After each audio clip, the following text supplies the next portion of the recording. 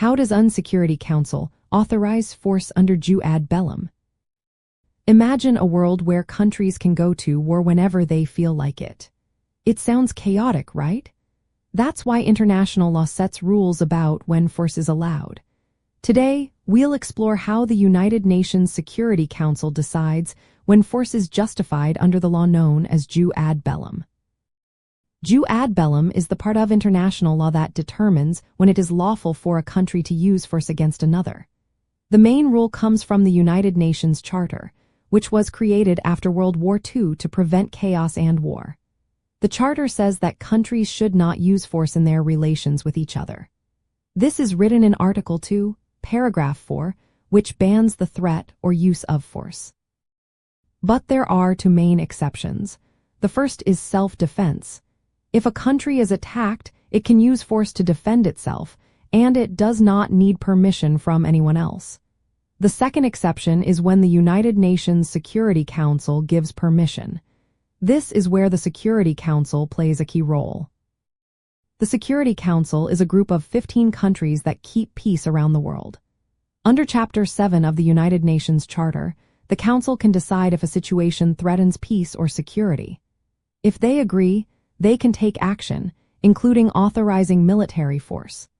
This process begins when the Council receives reports, evidence, or requests from countries or the Secretary-General of the United Nations. The Council then discusses the situation. If they decide action is needed, they vote on a resolution. To pass a resolution authorizing force, at least 9 of the 15 members must agree. The 5 permanent members, China, France, Russia, the United Kingdom, and the United States, each have veto power. If any of these 5 votes against the resolution, it does not pass. Once the resolution is adopted, it clearly states what kind of force can be used. Usually, it authorizes member countries to use all necessary means, which includes military action. For example, in 1990, the Security Council authorized force to remove Iraqi troops from Kuwait after Iraq invaded it.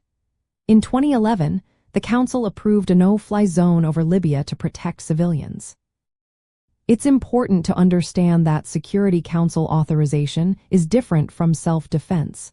When a country is attacked, it can act immediately under its right to self-defense, but it must inform the Security Council afterward.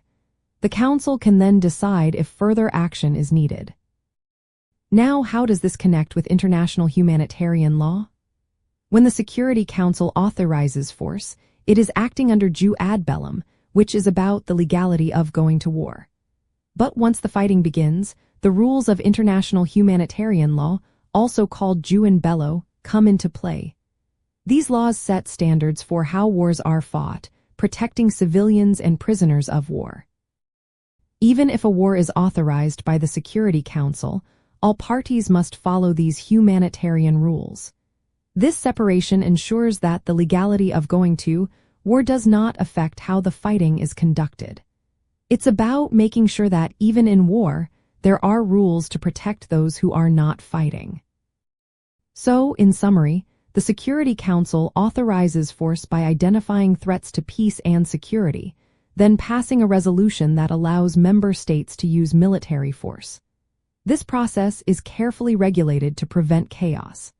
And whether or not force is authorized, international humanitarian law guides how wars are fought to protect innocent people.